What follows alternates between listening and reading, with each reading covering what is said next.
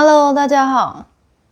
我今天想要跟大家分享的话题是我为什么要帮我的孩子选择实验教育就读呢？我当初考虑的点大概有3个因素。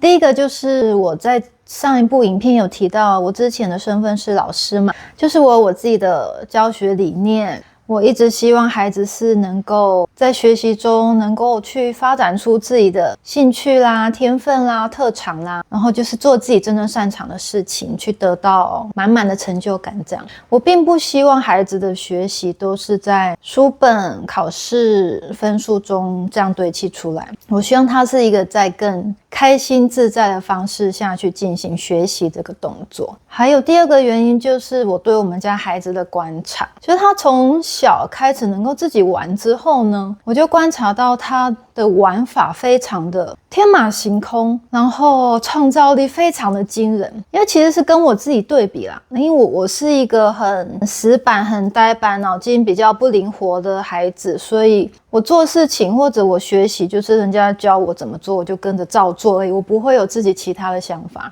可是我们家孩子他一向都是很没有限制、很没有框框的架构，然后就是自己可以开创出很多让你很惊叹的那种玩法。那以我对学生、对孩子的观察了解，我就知道这样的孩子是绝对是不适合在一般学校教育里面的，因为他一定坐不住，他一定受不了那些成堆的考试功课，那样的学习他一定是会被压到喘不过气的。第三个原因就是也是我频道想要发展的一个很主要主题，就是新小孩。新小孩它指的就是从比较高维度的星球来到地球的孩子。最早如果大家不太熟悉的话，您可以去搜寻，比如说最早的1980，我这个年代的靛蓝小孩，然后还有就是2000年后大量来到地球的有星星小孩啦、彩虹小孩啦等等名称去形容他们，但那只是一个大概的分类，并不是真正的界定，因为毕竟每个孩子都有他独一无二的特色。那新小孩有一个很大的特色，就是他是反抗权威、反抗传统的。像我在教育理念，我上一支影片里面提到我对一些教育现场的反动，就其实也是因为身为新小孩的那个血液里流着的那种反骨意识。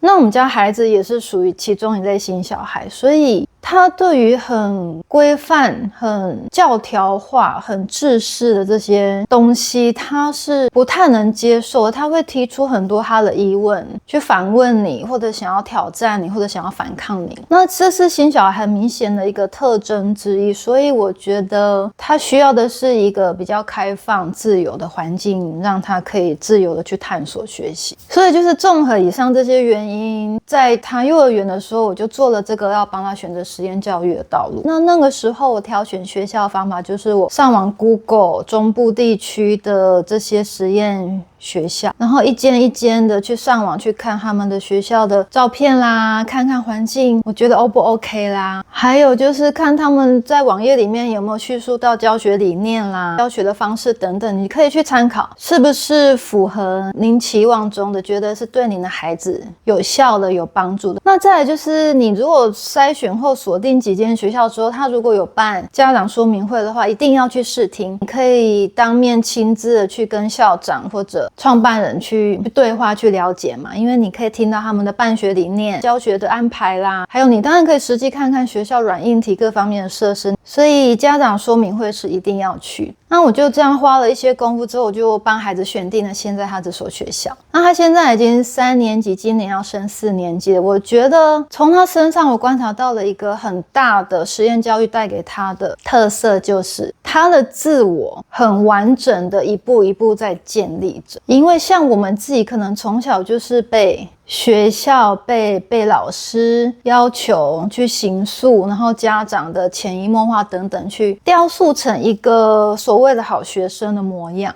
可是我们家孩子他当然还是会受到父母跟老师的影响，可是你会看到他的人格、他的自我、他的特质是一直在建立，然后越来越鲜明的长成属于他自己的样子。我觉得这件事非常的重要，对一个孩子而言，因为很多人也许终其一生到了一定的年纪之后，都还不知道自己想干嘛，自己到底这一生是为了什么而奔忙。所以我觉得孩子从小能够找到他自己，能够去探索他自己的兴趣、他的喜好，然后慢慢发展出他的特长啦、他的天分啦，然后可以慢慢朝着他喜爱的方向去努力、去从事、去创造，为这个社会提供一些贡献的话，我觉得这样就是最棒的事情。那我也是想借着这支影片分享给大家，如果您也在考虑要不要帮孩子选择实验教育，当然第一个是经济条件，因为实验教育说真的学费很高，我一直希望他能够有调整的机会，能够帮助更多需要这种环境来学习的孩子。还有就是如果您也不是传统价值观，就是一定送孩子进名校，然后取得好成绩，毕业后进入好公司这样的传统价值观的考量的话，你只希望孩子健康快乐的长大，能够找到他自己的生活中的爱好，开心的探索学习成长，那实验教育就会是一个很适合的选择。所以如果你也是实验教育的家长，欢迎你在底下留言帮我加1，让我们知道我们在这条路上一直都是有同伴在的哦。那如果我今天的分享对你有所帮助的话，也请你帮我按赞、订阅、分享支持哦。那就下一支影片再见咯，拜拜。